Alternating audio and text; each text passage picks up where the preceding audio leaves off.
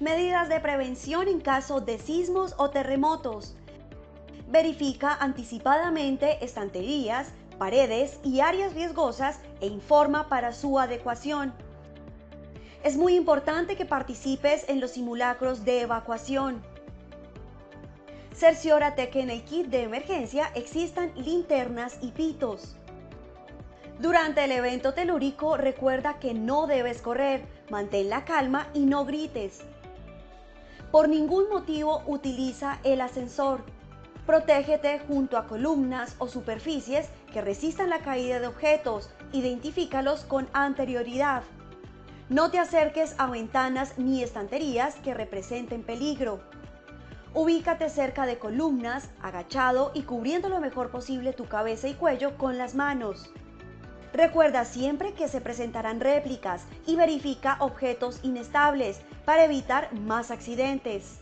Si te encuentras en la parte exterior, debes tener distancia de árboles y postes. Para la evacuación debes salir ordenadamente sin obstaculizar las escaleras o puertas de emergencia. Si te encuentras atrapado, de ser posible, activa la luz de tu celular, un timbre fuerte o golpea un objeto que esté cerca para ayudar a tu ubicación. Es importante interrumpir los sistemas de energía y gas. Al salir, ten cuidado con la caída de vidrios y objetos contundentes y dirígete al punto de encuentro asignado en los simulacros. Los sismos o terremotos no se pueden prevenir, pero tú sí puedes salvar tu vida y la de los demás.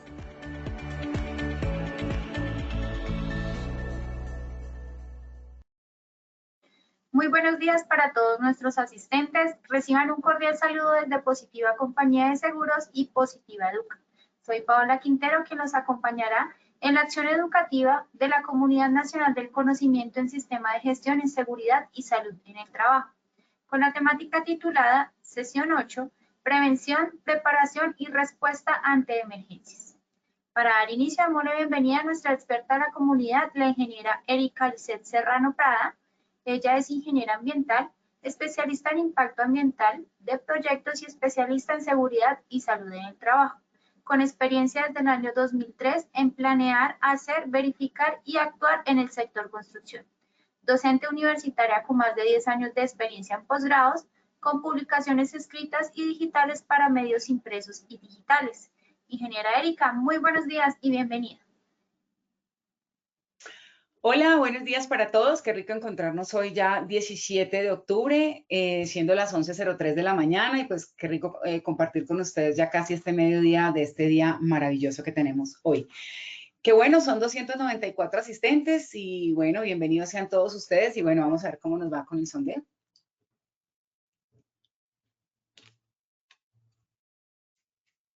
Muchas gracias, ingeniera. Así es. Vamos a dar inicio con nuestro sondeo. Les recuerdo a nuestros participantes, el sondeo se realiza 2 veces a lo largo del evento, uno al iniciar y el otro al finalizar. El objetivo del sondeo inicial es saber con qué conocimiento llegan nuestros asistentes a esta acción educativa y el objetivo del sondeo final es saber qué conocimientos adquirimos a lo largo de la misma. Dando a conocer el objetivo del sondeo, iniciamos con la primera pregunta. ¿Cómo se mide el reconocimiento del riesgo? A, por la amenaza y exposición. B, por la vulnerabilidad y riesgo. C, todas las anteriores. Daremos 15 segundos a nuestros asistentes para que respondan la opción que consideren correcta. Estos son los resultados de nuestra primera pregunta. A, por la amenaza y exposición, 11%. B, por la vulnerabilidad y riesgo, 8%. C, todas las anteriores, 82%. Continuamos con nuestra segunda pregunta de este sondeo inicial. ¿Cómo se reduce el riesgo? A, acciones correctivas y preventivas. B, con capacitación. C, con simulacros. 15 segundos para que respondan la opción que consideren correcta. Estos son los resultados de nuestra segunda pregunta. A, acciones correctivas y preventivas, 78%. B, con capacitación, 9%. C, con simulacros, 12%. Continuamos con nuestra tercera y última pregunta de este sondeo inicial. ¿Cómo se hace el manejo de desastres? A. Preparación y ejecución de la respuesta. B. Preparación y ejecución de la recuperación. C. Todas las anteriores. 15 segundos para conocer sus respuestas. Mientras conocemos el resultado de esta última respuesta, les recordamos a nuestros asistentes que si tienen alguna pregunta, lo pueden realizar por medio de chat para que nuestra experta les dé respuesta. Estos son los resultados de nuestra tercera y última pregunta. A. Preparación y ejecución de la respuesta, 15%. B. Preparación y ejecución de la recuperación, 7%. C. Todas las anteriores, 78%. Conociendo así los resultados de este sondeo inicial, le damos el paso a nuestra experta, la ingeniera Erika. Bueno, muchas gracias. Qué bueno, son 417 asistentes. Por acá nos está saludando Diana Costanza, Orlain Díaz, Samuel Flores, Islain Bustamante, Jorge Eliezer González, Rafael Mauricio. Bueno, buenos días para todos ustedes y bienvenidos. Veo que es un tema que les interesa mucho o la hora es mucho más práctica que cuando nos vemos en la mañana porque tenemos una asistencia bastante fluida. ¿Qué es lo que vamos a hacer hoy en esta conferencia el día de hoy? Vamos a definir criterios prácticos para implementar la gestión del riesgo ante emergencias y desastres en el contexto empresarial. Recuerden que esta comunidad es sistemas de gestión en seguridad y salud en el trabajo. Entonces, el enfoque va dirigido hacia eso, hacia cómo implementar nuestro plan de emergencias dentro del sistema de gestión como tal. De pronto no vamos a hacer ejercicio matemático de la vulnerabilidad, de la amenaza con la metodología, porque bueno, para eso los invito a que sigan al doctor Santiago Aristizábal Molina, que es uno de los expertos en esta materia y está también en Posipedia. Un agradecimiento para él que me ayudó con esta presentación asesorándome para dar lo mejor de nosotros, como siempre, entre expertos, apoyándonos para darles a ustedes la mejor información. Entonces, el enfoque está dirigido a cumplir con el decreto 1072, el capítulo 6, en materia del sistema de gestión en seguridad y salud en el trabajo. ¿Qué vamos a hacer además? Identificar un marco legal disponible, a analizar aspectos administrativos y analizar aspectos técnicos. No significa que no vayamos a dar herramientas o tips para que ustedes puedan construir su plan de emergencias. Claro que sí. Por el tiempo, ustedes saben que tenemos más o menos 50 minutos en estas conferencias, pues no nos queda mucho tiempo para hacer ejercicios prácticos, pero los invito a que consulten en Posipedia posterior a esta conferencia, 8 días después, si no estoy mal, ustedes pueden descargar la información y ahí les queda todo el marco teórico para que lo puedan analizar y puedan buscar en la bibliografía también. Bueno, dentro de este marco legal, 495 asistentes ya, 495 asistentes, qué bueno que tengamos tantos asistentes. Dentro del marco legal, pues aquí traemos un marco bastante nutrido a nivel nacional, a nivel internacional, y no solo un marco legal, sino de otra índole. Por ejemplo, estaríamos hablando del convenio, la conferencia de Río del 2020 sobre el desarrollo sostenible, que incluyó el tema de gestión de riesgos y emergencias, el Parlamento Andino, las organizaciones de ISO, la organización ISO también tiene normatividad que nos puede ayudar, reglamentos o normas técnicas que nos pueden ayudar, como la ISO 22320 o 22301, que habla del sistema de gestión de emergencias y de continuidad del negocio. Que también tenemos el Ministerio de Trabajo con su decreto 1072 del 2015 en el artículo 224625, que lo vamos a analizar muy detalladamente el día de hoy. Y también tenemos un marco legal de la Ley 1523 del 2012, que habla de la política del Sistema Nacional para la Gestión de Riesgos de Desastres, y el decreto 2157, que nos da los lineamientos para la elaboración del plan de gestión de RCD plan de gestión del riesgo de RCD, temas ambientales, discúlpenme, y en entidades públicas y privadas. Entonces, aquí tenemos un marco legal muy nutrido que ustedes pueden consultar cuando deseen, obviamente enfocados, lo vamos a hacer hoy en el día de hoy en emergencias y desastres. Bueno, entremos en materia. De todo eso que vimos en cuanto a la gestión del riesgo, todo ese marco legal lo vamos a reducir en estos objetivos de la gestión del riesgo. Tenemos 3 objetivos, que es conocer el riesgo, reducir el riesgo y hacer manejo de la emergencia o del desastre. Entonces, ¿cómo vamos a analizar cada uno de ellos? Entonces, en conocimiento del riesgo tenemos identificación y análisis de las amenazas. ¿Qué es importante tener claridad? Que las amenazas deben ser probables, es decir, lo que realmente me pueda amenazar a mí como tal. No vamos a colocar, no, es que, bueno, digamos con mucho respeto a los que crean de pronto en los temas de extraterrestres y todo, pero vamos a poner un ejemplo un poco jocoso. Y es que no, en la empresa el riesgo de atentado por ovnis, por ejemplo, o de que haya un allanamiento ovni. ¿Qué tan probable puede llegar a ser eso? ¿Qué tan vulnerable soy? ¿Qué amenaza realmente es una amenaza real? Hay que tener en cuenta porque si no, nos vamos a enfocar en amenazas que no son reales, que no son probables y podemos desviar o desgastar mucho recurso, tanto humano como físico como financiero, en el caso también de tiempo, en atender amenazas que de pronto no están siendo consideradas o que no son probables que sucedan en el ejercicio de la actividad económica que tengamos en nuestra compañía. También hay que hacer análisis de vulnerabilidad. Entonces, vemos que la amenaza es externa. ¿Qué me amenaza a mí? Y la vulnerabilidad es interna de la compañía. ¿A qué soy vulnerable yo como compañía? Vamos a poner un ejemplo. Tengo una empresa de espumas, de espumas y esto que es súper inflamable y no tengo extintores o no tengo red contra incendio. Estoy siendo muy vulnerable ante una amenaza que estoy teniendo y que es una amenaza real. Entonces, eso lo tenemos que analizar desde el contexto interno de la organización. También tenemos que hacer análisis del riesgo y construcción de escenarios de afectación. ¿Qué escenario me puede afectar a mí? Vamos a poner un ejemplo. Estoy en una oficina, en un edificio donde tengo varias empresas que hacen diferentes actividades económicas. Yo soy una empresa administrativa, soy un consultorio médico, por ejemplo, que nos acompañan muchos médicos. Soy un consultorio médico, pero en la parte de abajo, en la bodega, hay una zona de reciclaje, por ejemplo. ¿Eso cómo puede llegar a afectar mi actividad económica? Yo como tal no tengo riesgo de incendio, un riesgo de incendio por mi actividad económica, pero sí puedo tenerlo como amenaza por el contexto en el que estoy trabajando. Entonces hay que tener en cuenta los escenarios de afectación que puedan generar obviamente esa amenaza para la actividad económica como tal. Monitoreo del riesgo y comunicación del riesgo. Es importante que nosotros hagamos un monitoreo. Vamos a poner un ejemplo. Cuando estamos en emergencias en Bogotá, por ejemplo, por temas de lluvia, para inundaciones y todo, está constantemente los puestos de mando unificado haciendo monitoreo y enviando reportes, haciendo comunicación para que las personas tomen las acciones correctivas y preventivas que corresponda. Recuerden ahí en la pregunta número 3, el manejo de desastres, la respuesta es todas las anteriores en este caso, porque tiene que ver obviamente con la exposición a la emergencia, no solamente eso, sino el riesgo de la emergencia, sino también cómo me voy a recuperar yo de esa emergencia como tal, y lo vamos a ver en el tercer objetivo.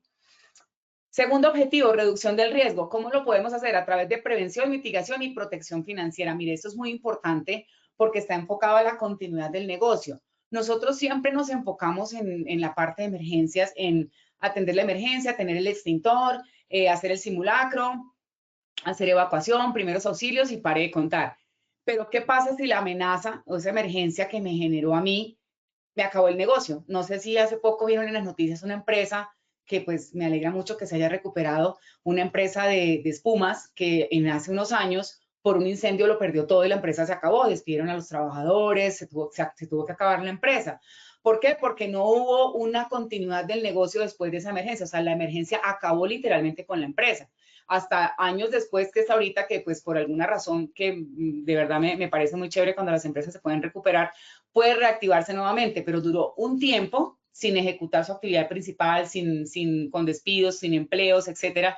Y esto hace parte de la protección financiera, de cómo yo voy a proteger mi compañía ante una amenaza y cómo puedo continuar con el negocio después de una emergencia como tal.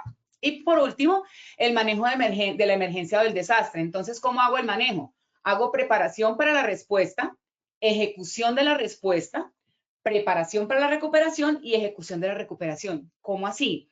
Lo que decíamos ahorita en la pregunta 3, nosotros tenemos que tener en cuenta que no solamente la protección en la recuperación, la protección de la preparación para la recuperación de la respuesta, sino también para la recuperación. Erika, ¿cómo así? No entiendo. Claro, si nosotros nos preparamos para la respuesta, vamos a tener un ejemplo. Tengo una amenaza de incendio, entonces yo tengo la preparación para la respuesta, tengo extintores, tengo el punto de encuentro, tengo ya definida la ruta de evacuación, etcétera. Ejecuto esa respuesta. Hubo una amenaza, activé los protocolos, hice la actividad de evacuación, se activaron los extintores, etcétera. Pero ¿cómo me preparo para la recuperación y cómo ejecuto esa recuperación? ¿Cómo me recupero después de haber tenido ese incendio en mi planta o en mi oficina o en mi empresa? Vamos a suponer que somos una empresa contable, ¿cierto? Y tenemos un incendio y toda la contabilidad que teníamos como soporte para las entidades que corresponda se nos quemó en ese incendio. ¿Cómo me recupero yo de esa condición? Si mi actividad económica principal está afectada por la ejecución de esa, por la materialización de esa emergencia como tal. Entonces es muy importante no solo pensar en la respuesta a la emergencia como tal, sino en la recuperación posterior a esa emergencia, ¿ok? Buenos días por acá. Ya somos 591 asistentes. Si tienen preguntas o inquietudes, recuerden que pueden hacerlo acá a través del chat y trataré de contestar la que más podamos responder. Bueno, hay muchas personas saludando. Me disculpan que no los pueda saludar a todos, pero pues realmente por tiempo no tenemos la opción de saludarlos a todos. Por acá está Kelly Rangel, está Daisy Joana, está Jair Alexander. Buenos días para todos ustedes y qué rico que nos acompañen el día de hoy.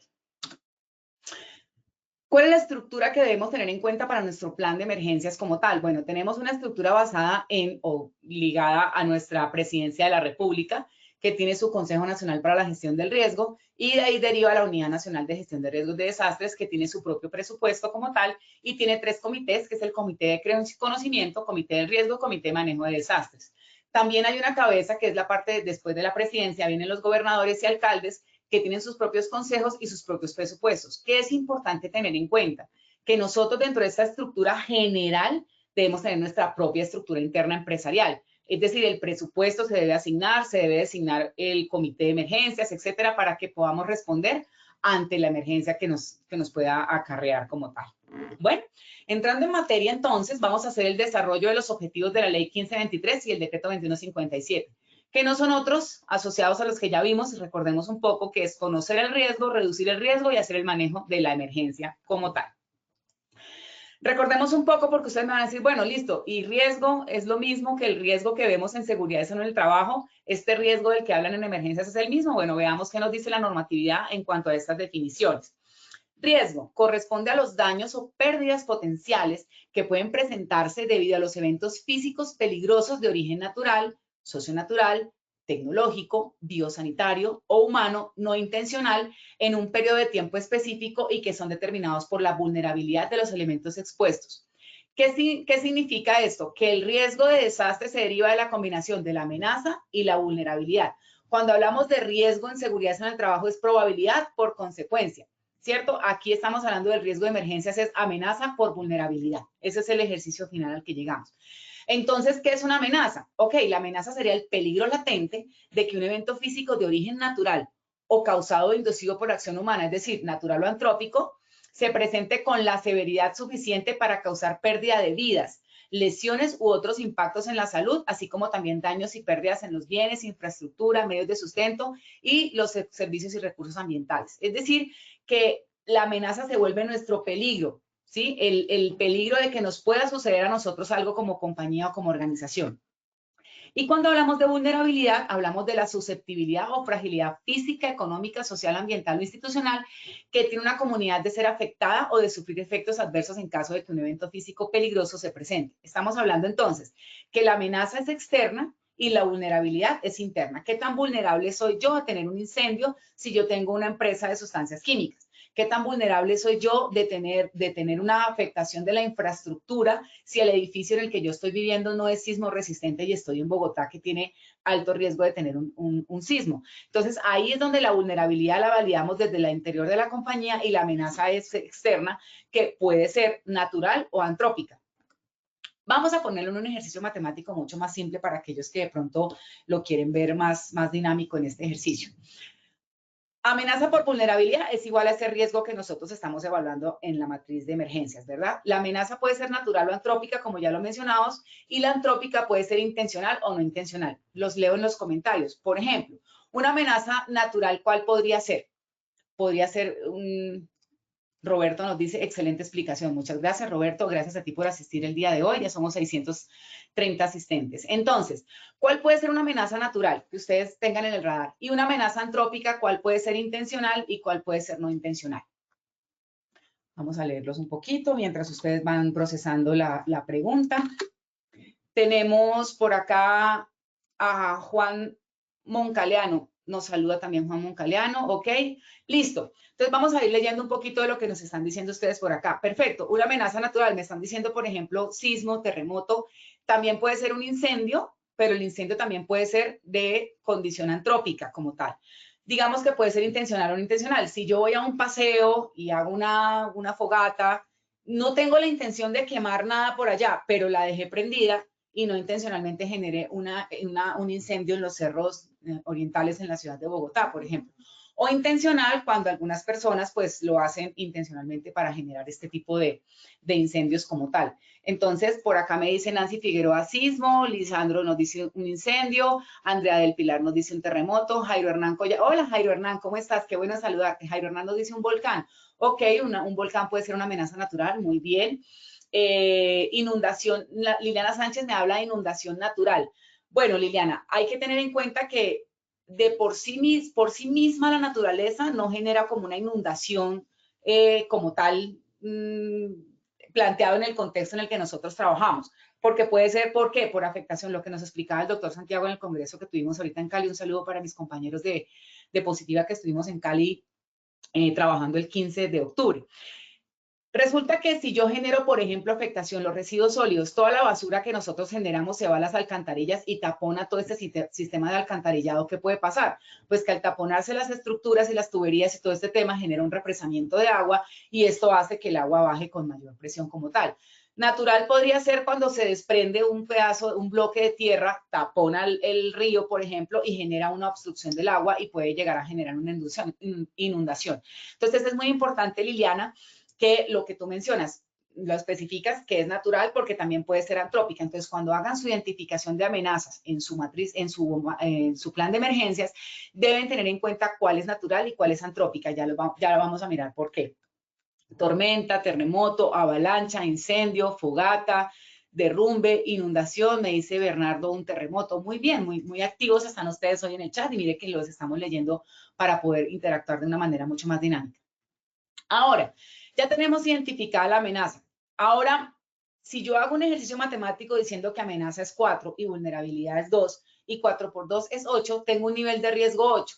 Si yo quiero bajar ese nivel de riesgo a 0, tendría que controlar qué es lo más eficiente al controlar, la amenaza o la vulnerabilidad. Digamos que la amenaza, si yo le pongo 0 a la amenaza, 0 por 2 me da 0 y ahí baja el riesgo a 0. Puedo ser muy vulnerable, pero si la amenaza no existe, pues no voy a tener ese riesgo. Pero ¿qué pasa? Yo puedo, por ejemplo, todo lo que me mencionaron ustedes ahorita, por ejemplo, aquí Luisa Fernanda me dice antrópica, algo que yo puedo provocar, Edilberto me dice terremoto.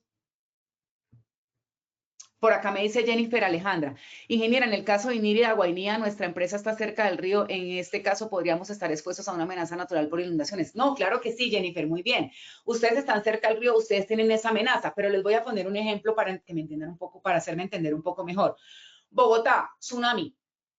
Nosotros estamos súper retirados del mar, nosotros no tenemos un contacto con el mar acá directamente en Bogotá y hemos encontrado planes de emergencia donde dice que tsunami y poco probable, pero lo tienen contemplado y le enfocan recursos a ese tsunami. Entonces ahí es donde yo digo, si usted no tiene la amenaza, no presenta la amenaza en esa probabilidad que usted está mencionando, pues no tiene que destinarle recursos porque la amenaza no está. No tenemos un tsunami aquí en Bogotá. Para que haya un tsunami en Bogotá se acabaría, no sé, medio planeta porque tendría que el mar subir a un nivel 2.600 metros y llegar hasta acá. Puede pasar, pero pues entonces ahí sí ya no sería una emergencia de la compañía como tal, sino sería una condición, digamos, que se saldría o se desbordaría de cualquier capacidad y pues digamos que sería muy poco probable que sucediera en Bogotá un tsunami. Diferente a que sucediera un terremoto, o diferente el caso de Jennifer Alejandra, que ella, su oficina en Minírida está cerca a un río, pues ellos sí tienen riesgo de inundación. Vamos a suponer que hubo una lluvia, una tormenta, se cayeron muchos árboles y los árboles generan represamiento en el agua y luego por la misma fuerza de la dinámica que tiene la parte hidráulica, se va para abajo con toda la fuerza y se puede llevar obviamente casas, oficinas y todo, lo que ha pasado, por ejemplo, en emergencias como en Mocoa hace algunos años que fue por un tema de avalancha. O en Ábrego, Cúcuta Norte de Santander, una avalancha también derivada de estos temas. Entonces, es importante que lo identifiquen como tal. Pero bueno, ya que hablamos un poquito, me dice Nancy Figueroa, ¿sería una catástrofe?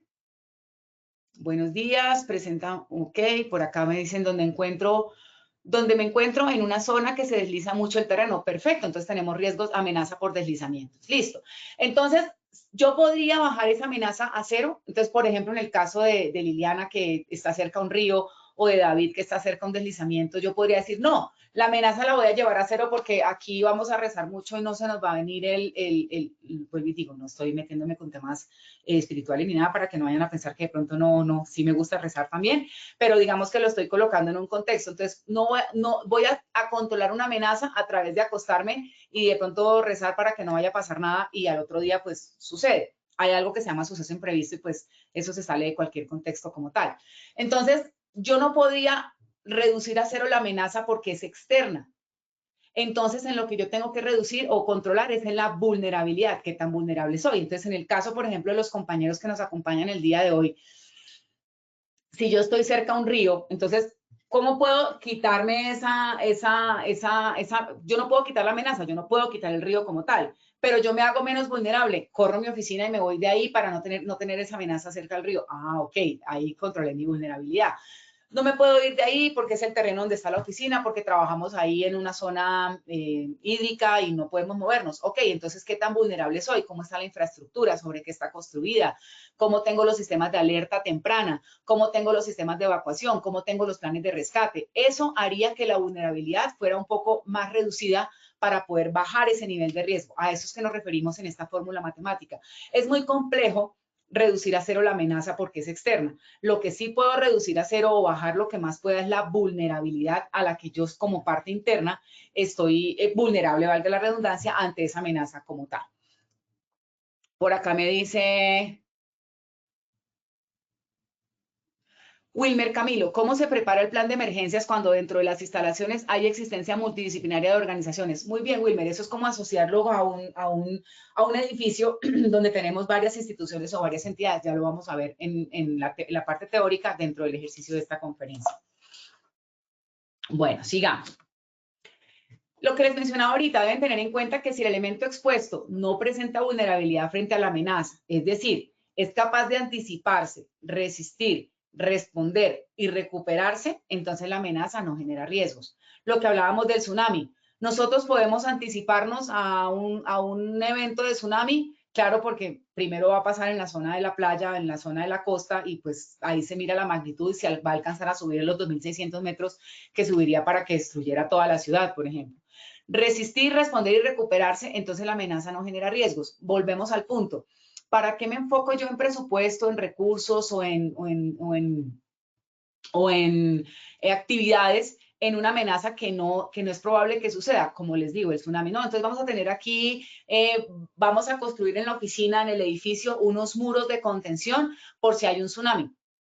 Entonces es un recurso desperdiciado porque realmente es muy poco probable que eso suceda. Entonces a eso hace relación tener en cuenta. Como resumen de este punto, en la reducción del riesgo debe haber una intervención correctiva, es decir, corregir algo.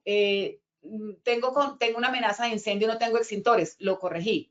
Intervención prospectiva, ¿hacia dónde va mi tendencia? ¿Cuál es la tendencia de inundación que hay? El análisis de los mapas, el análisis de los rastreos, de los medidores que tenemos.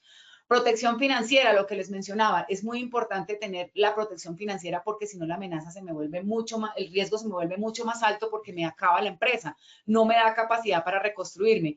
Y el plan de continuidad del negocio, ¿qué pasa si hay una inundación, hay un incendio, hay un terremoto y fallan las estructuras y falla la oficina? Entonces no puedo continuar con mi negocio, entonces tengo otra sede, tengo otras opciones, trabajo en casa, etcétera, para que yo pueda continuar con mi negocio dentro de esa planeación que tengo. En conclusión de todo el escenario que hemos visto el día de hoy, ya en estos 29 minutos que llevamos, la mejor respuesta viene de una buena preparación del antes. Es decir, no esperemos a tener la emergencia dentro del sistema de gestión para poder atenderla. Es importante encontrar, obviamente, que nuestras capacidades sean mucho más altas que nuestras vulnerabilidades. Si somos muy vulnerables y no tenemos la capacidad de resistir, de responder, de advertir, de anticiparnos, pues obviamente la emergencia nos va a destrozar y nos va a destruir todo el tema de la continuidad del negocio, las vidas humanas, bueno, las vidas humanas primero, recursos, la infraestructura y la continuidad del negocio y el medio ambiente como tal. ¿Qué es importante que tengan en cuenta?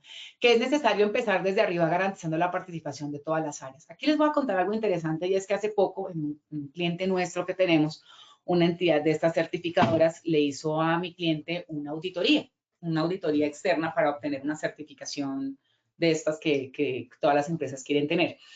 Y resulta que en el plan de emergencias que nos hizo un proveedor externo, decía que participación en el simulacro del gerente operativo, el director operativo, bla, bla, bla, pero colocó obviamente los nombres de las personas que estaban en su momento. Entonces el gerente es señor Pepito Pérez, director HCE señorita Pepita Pérez, etcétera, etcétera.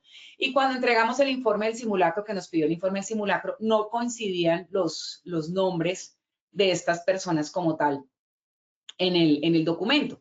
Entonces nos genera una no conformidad o nos insiste en una no conformidad. Cuando nosotros decimos, oiga, pero es que el gerente operativo sí participa porque es el gerente de la empresa sí participa porque es el que está dando, digamos que el enfoque era que no estaba ahí en el sitio haciendo el simulacro, pero analizándolo con ustedes acá en el escenario, el gerente sí participa porque es el que asigna los recursos, porque es el que dispone del tiempo para que la gente tenga el tiempo para hacer la evacuación y para hacer el ejercicio.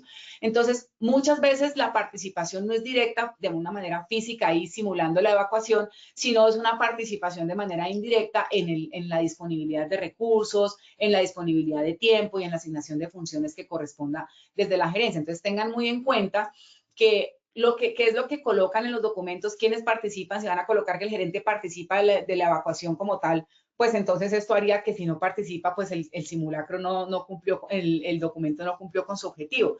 Entonces, no se enfoquen tanto en la parte de las capacidades, no se enfoquen tanto en el documento, es que el documento tiene esto y esto y esto, sino en el proceso, en el hacer como tal, porque en el documento el papel aguanta todo, eso es una capacidad. No, yo tengo mi plan de emergencias y aquí está mi matriz, aquí está mi documento, aquí está mi simulacro. Sí, pero hace un simulacro una vez al año y es el simulacro nacional y hacen evacuación durante el piso, durante la evacuación que hacen todas, pero no se hace un análisis de los tiempos, pero no se hace un análisis de recursos, no se hace un simulacro realmente, sino solo es evacuación, no se hacen primeros auxilios, no se hace una simulación real de la emergencia a la que estén expuestos derivada de esa amenaza. Simplemente lo que hacemos es hacer evacuación. Entonces, nuestra capacidad puede ser reducida por el mismo ejercicio de las actividades que proponemos dentro de nuestro documento de emergencia. Vamos a hacer un ejercicio acá antes de entrar en materia del sistema del plan de emergencias como tal, como documento, y es toma de decisiones en función del riesgo. Lo que se mide es lo que se gestiona, que era lo que más o menos acaba de mencionarles ahorita con el ejemplo que poníamos. Entonces, ¿cómo se mide el conocimiento del riesgo? Conociendo las amenazas, la exposición, la vulnerabilidad y el riesgo. Ahí tengo un conocimiento del riesgo y lo puedo medir.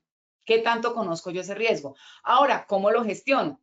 En la reducción del riesgo, acciones preventivas y correctivas y protección financiera. Es lo que veíamos en la pregunta número 3.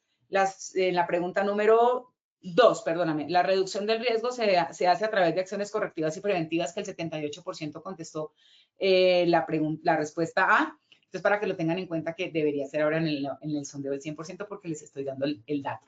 Entonces, la reducción del riesgo se hace a través de acciones preventivas y correctivas y protección financiera. Claro, las capacitaciones también se hacen, los simulacros también se hacen, pero eso hacen parte de las acciones preventivas y correctivas como tal. Y el manejo de desastres, que es un punto importante, y es la preparación y ejecución de la respuesta y la preparación y ejecución de la recuperación. Lo que les mencionaba ahorita, que eso tiene que ver con la pregunta número 3, que el manejo de desastres, ¿cómo se hace? Ok, tengo que estar preparado y ejecutar la respuesta ante esa emergencia, pero también tengo que estar preparado y ejecutar la recuperación después de esa emergencia. Entonces, ahí en la pregunta del sondeo número 3, la respuesta es C, todas las anteriores para que lo tengan en cuenta. ¿Listo? Vamos por acá un poquito, nos están saludando. Me dice Angie París, Vicuña. Entonces, si en el simulacro no se presenta presencial, el gerente de igual manera está participando ya que nos está dando el tiempo y el recurso. ¿Qué es lo que trato de poner con el ejemplo? ¿Qué es lo que tú pongas en el documento? Es lo que tú lo que te van a evaluar en una auditoría. Pero realmente en una emergencia, el gerente no va a estar en la oficina porque él va a estar, tiene su trabajo en casa. Entonces, a eso me refiero. Que lo que uno ponga en el documento afectaría perdón que me estaban escribiendo por interno de la logística del seminario para que quitara los iconos. Si yo tengo un documento donde en el documento dice que el gerente debe ser el líder de la evacuación, por ejemplo, y en el momento del simulacro el gerente no está para ser el líder de la evacuación, eso te genera una afectación te puede llegar a generar una afectación en tu no conformidad porque pusiste en el documento una cosa y no lo cumpliste, ¿sí? pero realmente eso no te va a afectar en la ejecución de la emergencia como tal, porque puede que el gerente sea una persona que el día de la emergencia no esté ahí. Entonces, no necesariamente porque tengas una no conformidad te va a afectar el plan de emergencias. Lo que debes hacer es que lo que tú pongas en tu documento, pues es lo que debes cumplir. Entonces, fijémonos qué es lo que ponemos en el documento para poder cumplirlo como tal, colocar la información. Sin embargo, la conclusión final es no se enfoquen tanto en el punto y la coma con respecto a lo que les van a poner en la no conformidad en la auditoría, sino en el desarrollo del proceso, en el desarrollo del plan y poder hacer lo que se gestiona aquí, acciones correctivas, acciones correctivas y preventivas, acciones de protección financiera, la preparación y ejecución de la respuesta y la preparación y ejecución de la recuperación. Eso realmente es lo que a nosotros nos movería en el caso de una emergencia. El tener una no conformidad o no, pues ya se vuelve un tema de un sistema de gestión que tenemos y se puede cerrar y se puede subsanar. Lo importante es que su documento sea ejecutable, medible y que les dé resultados. En eso quería enfatizar, Angie, espero haberte dado respuesta a tu pregunta. Bueno, ya somos 678 asistentes. Muchas gracias a todos por estar y ahora sí, entremos en materia. Todo lo que habíamos hablado ahorita era un preámbulo de todo lo que hemos visto nosotros en Posipedia con el doctor Santiago Aristizábal Molina y ahora vamos a entrar en materia con el sistema de gestión porque tenemos que anclarnos a nuestro sistema de gestión en lo que dice el decreto 1072 del 2015 en el artículo 224625 que es preparación y respuesta ante emergencias. Entonces es una obligación lo que nos dice el marco legal. El empleador o contratante debe implementar y mantener las disposiciones necesarias en materia de prevención, preparación y respuesta ante emergencias con cobertura a todos los centros y turnos de trabajo y todos los trabajadores independientemente de su forma de contratación o vinculación, incluidos contratistas, subcontratistas, así como proveedores y visitantes. Volvemos a la pregunta que me hacía ahorita Angie París Vicuña. Bueno, entonces, ¿qué pasa si yo hago el simulacro en la oficina y el gerente no está porque el gerente hace trabajo en casa? Hicieron el simulacro con la gerencia, él debe participar porque se supone que la casa donde él está trabajando es un centro de trabajo porque se le ha sido asignado como centro de trabajo. Entonces, también debe hacer un ejercicio de evacuación, un ejercicio de simulacro. Claro que sí, a eso me refiero. La organización como tal debe tener en cuenta todos los centros de trabajo y todos los trabajadores. Entonces, ahí es donde yo les decía que a veces en el documento colocamos, sí, vamos a hacer un simulacro de evacuación una vez al año, lo hacemos en octubre y cumplimos. Pero realmente los que están, por ejemplo, haciendo trabajo en casa, hicieron el simulacro como tal, participaron del guión que ustedes prepararon, hacen alusión a los indicadores que ustedes deben llevar en su sistema de emergencia, en el sistema de gestión.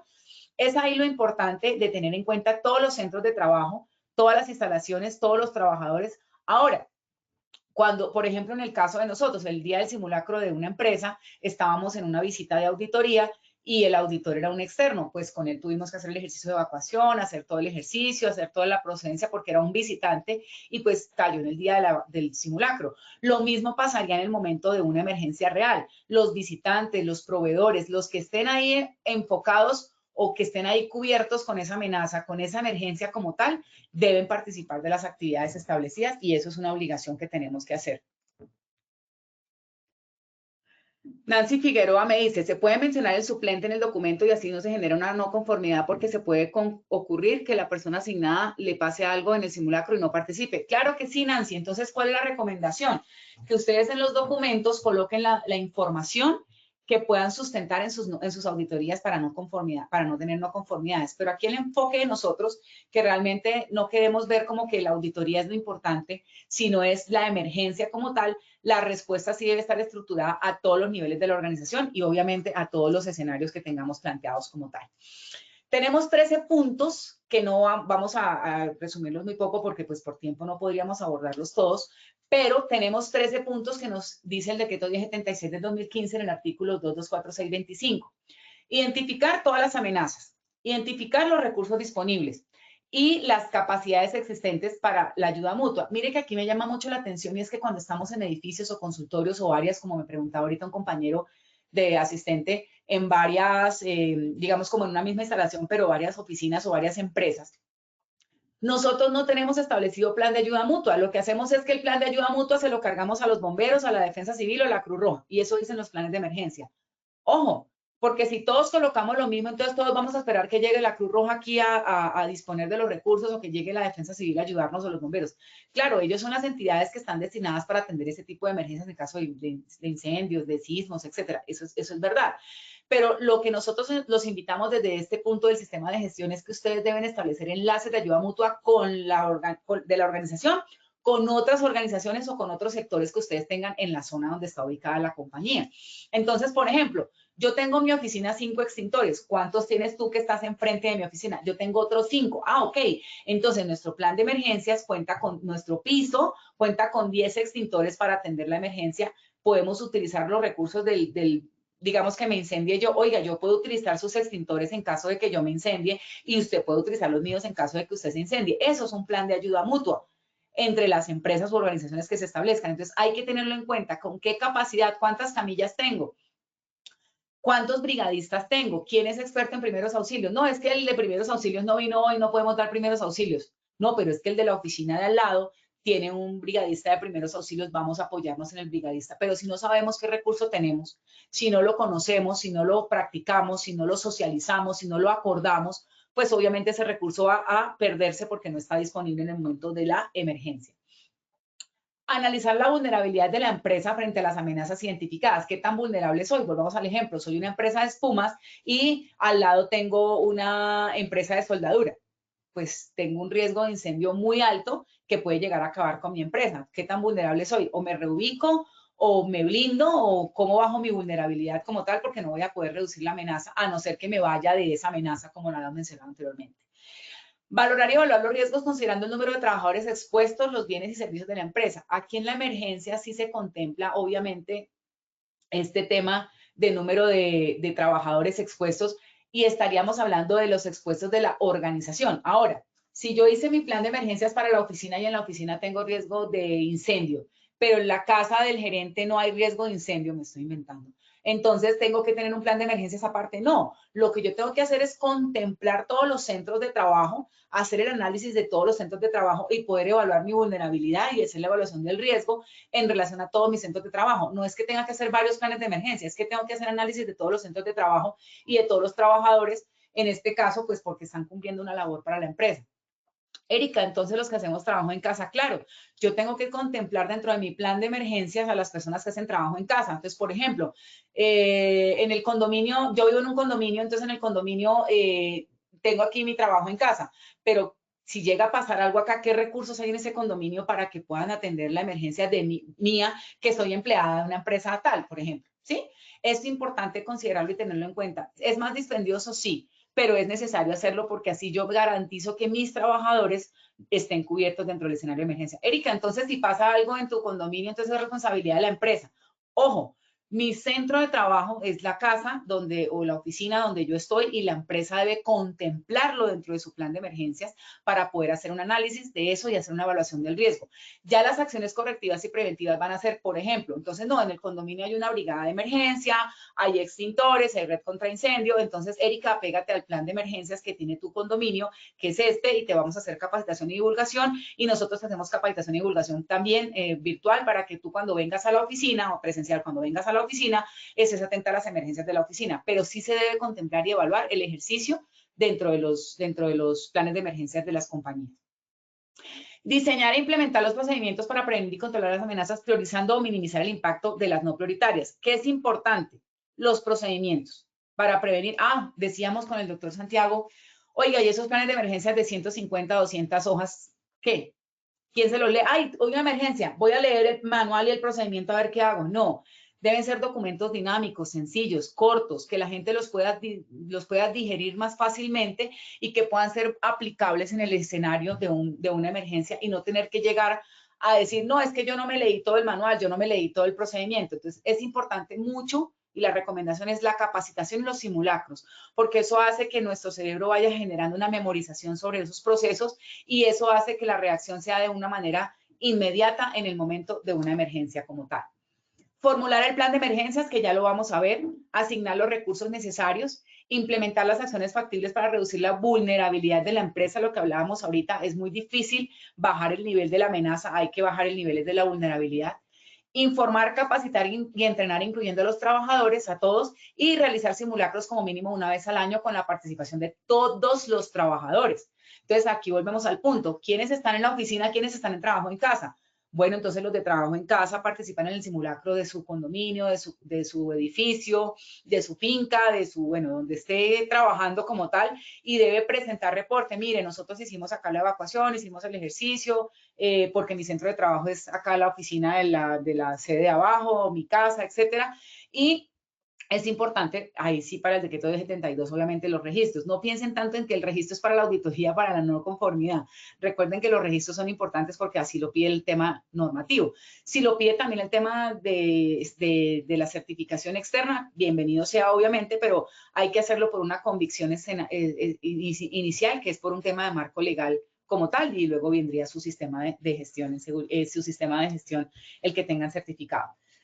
Conformar, capacitar y entrenar, dotar brigada de emergencia acorde a su nivel de riesgo y recursos disponibles. Erika, me preguntaban en una conferencia pasada con el tema del COPAS. Erika, es que en la empresa nadie se quiere meter al COPAS. Lo mismo puede pasar con la brigada. La gente no le gusta meterse en las brigadas, no están de acuerdo con las brigadas como tal, piensan que les van a quitar tiempo, piensan que es una carga laboral más adicional. Entonces, es importante diseñar estrategias que les permitan conformar y capacitar y entrenar a esta brigada para que realmente cumplamos con el ejercicio.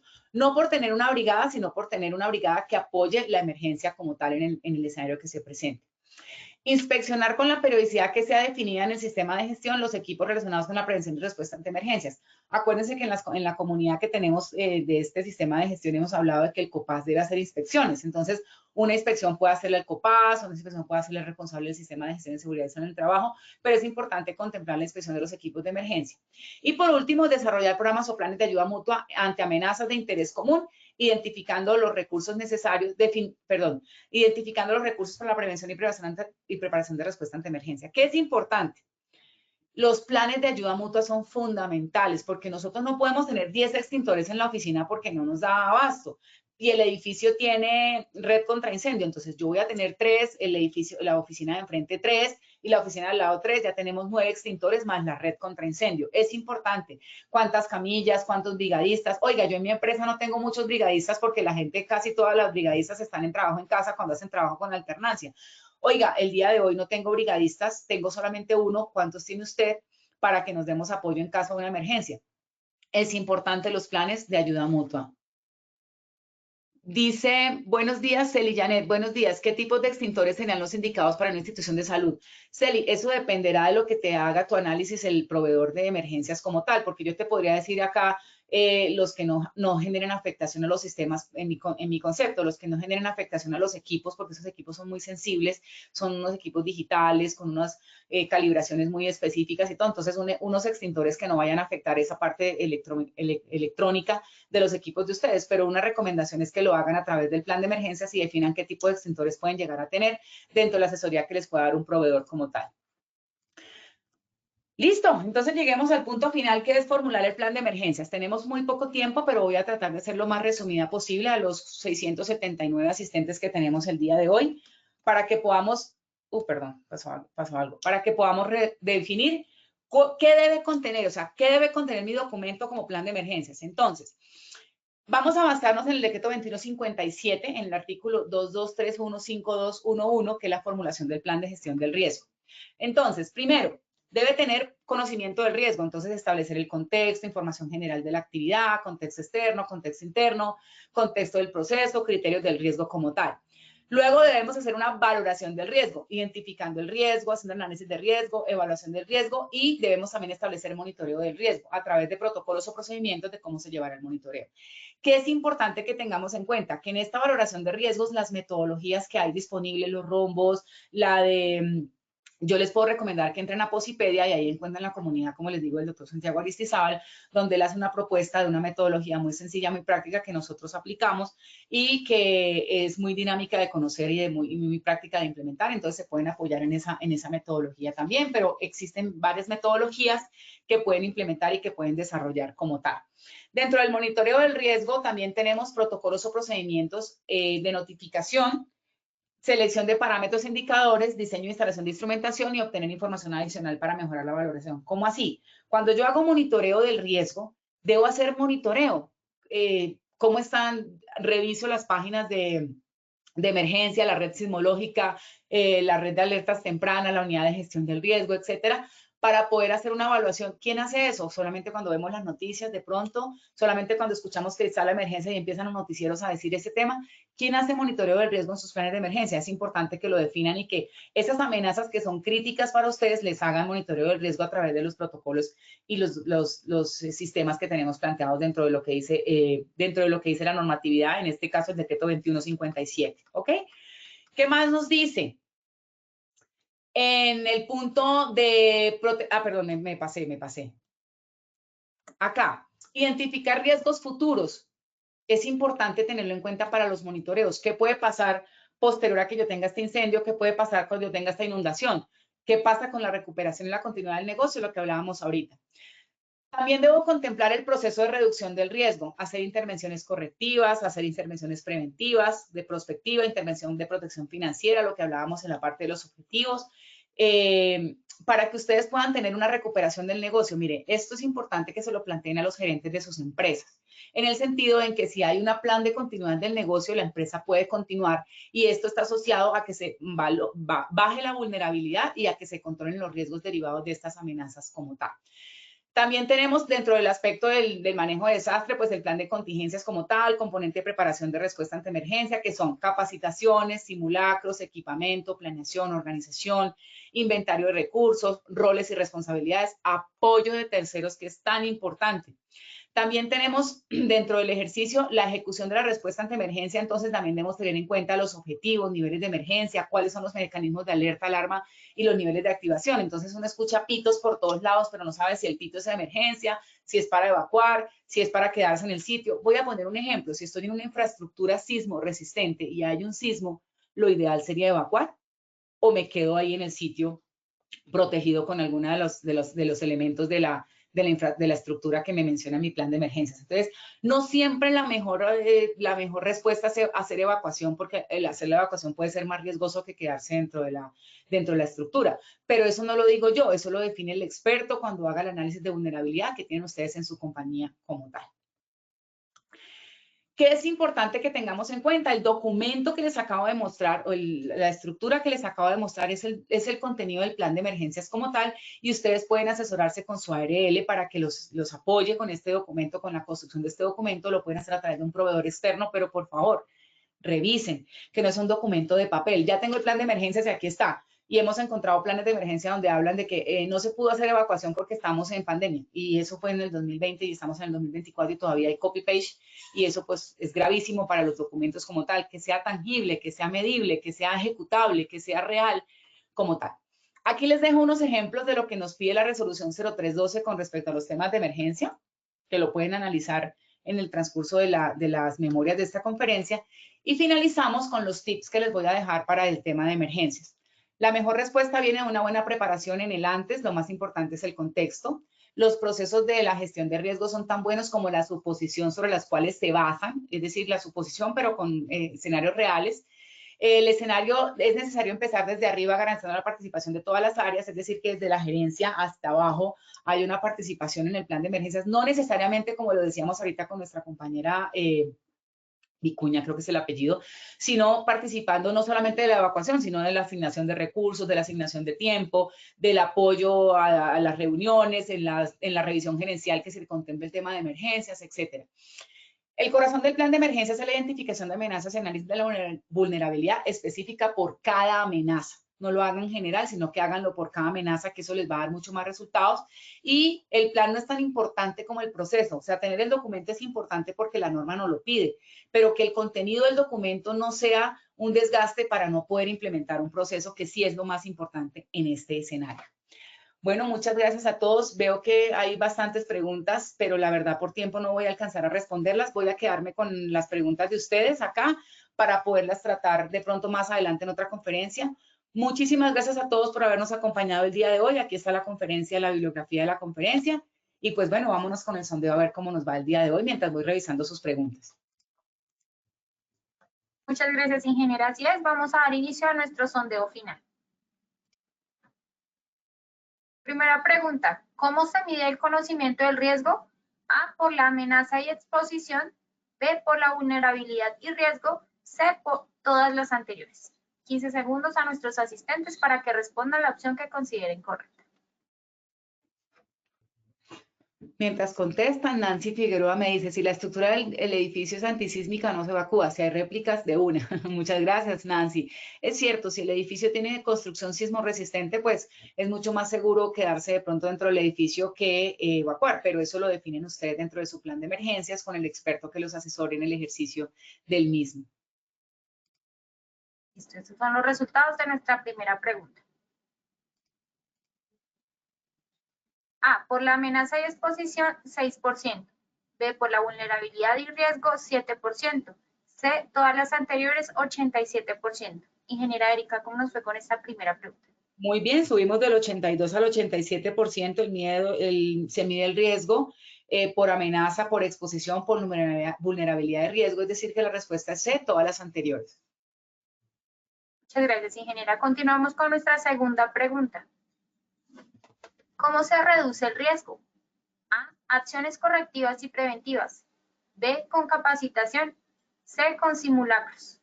15 segundos para que respondan la opción que consideren correcta. No se les olvide que esto les queda como memoria, esta información, ahí están los pasos que deben los ítems que debe contener el plan de emergencias. Entonces, 8 días después de terminada esta conferencia, se carga la información en Posipedia, ustedes entran y descargan la información y pues ahí pueden obtener la base teórica para que puedan hacer su plan de emergencias como tal o puedan exigirle a su proveedor que lo haga con base en lo que establece el decreto. Gracias, ingeniera. Estos son los resultados de nuestra segunda pregunta. A, acciones correctivas y preventivas, 90%. B, con capacitación, 3%. C, con simulacros, 7%. Ingeniera, ¿cómo nos fue con esta segunda pregunta? Muy bien, subimos del 78% al 90%, efectivamente es con acciones correctivas y preventivas, entonces pues muy bien que nos hayan dado. Voy a hacer una pequeña respuesta acá. Carol Vanessa me dice, ¿quién certifica una construcción en sismo resistente? Nancy, hay que cumplir con el código sismo resistente, la NSR 10, y esto nos ayuda con las certificaciones de las personas que son personas calificadas, los ingenieros civiles y estos temas que construyen deben construir con base en este código sismo resistente que es de obligatorio cumplimiento en Colombia. Muchas gracias, ingeniera. Continuamos con nuestra tercera y última pregunta. ¿Cómo se hace el manejo de desastres? A, preparación y ejecución de la respuesta. B, preparación y ejecución de la recuperación. C, todas las anteriores. 15 segundos para conocer sus resultados. Ingeniera, mientras conocemos los resultados de esta última pregunta, ¿nos podrías, por favor, recordar la fecha de tu próxima acción educativa?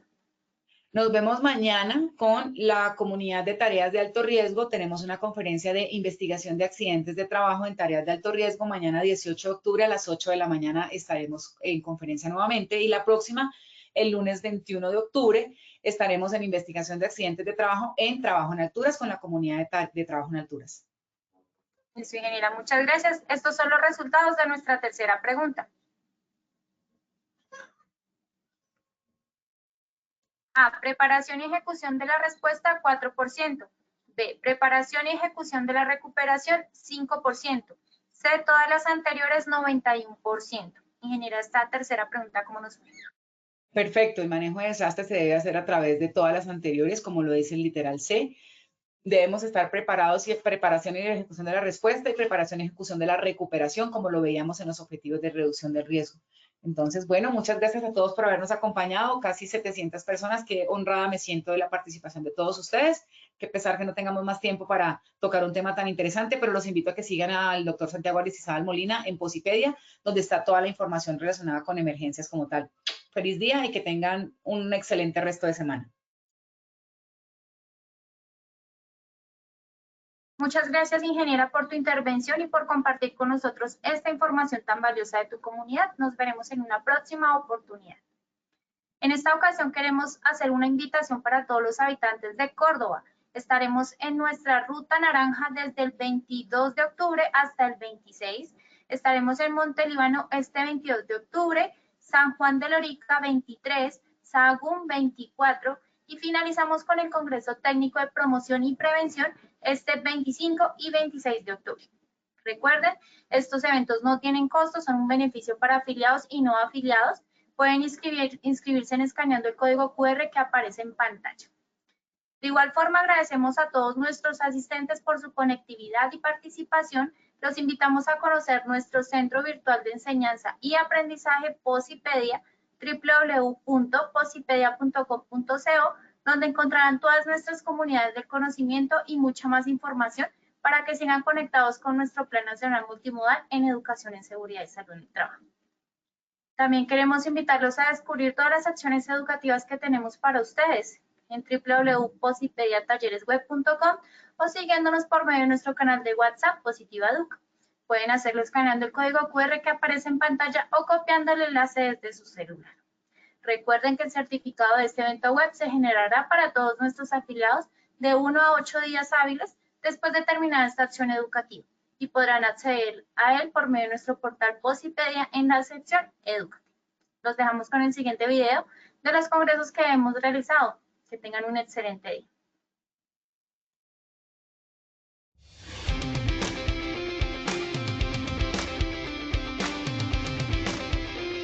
Siempre será un honor estar en estos espacios que como técnicos siempre nos enriquecen. Muchas de las charlas han sido supremamente fructíferas y nos traen conceptos nuevos y nos da un enfoque diferente de la seguridad y salud en el trabajo.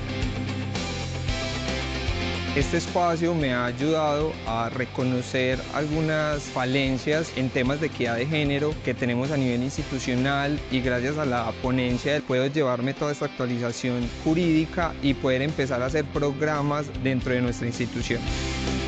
Al trabajador no solo evitar el accidente de trabajo en la enfermedad laboral, sino mejorar la calidad de vida, y al empresario mostrarle que la inversión en la prevención es rentable para la empresa.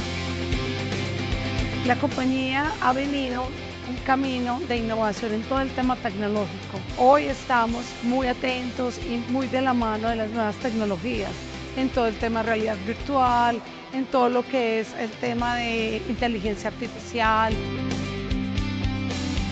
Las conferencias todas son supremamente importantes, tienen actualidad normativa, tienen el tema de la alegría, de la felicidad, del comportamiento humano. Es indudable que aporta mucho al comportamiento que debemos asumir como organización, como personas, como trabajadores. Queremos agradecer a la Universidad de Antioquia, a la Sociedad Colombiana en Medicina del Trabajo, la Corporación de Salud Ocupacional y Ambiente, a todas esas instituciones que han venido, que se han convocado y que han dado todo ese soporte institucional para el éxito de este evento Antioquia Más Positiva.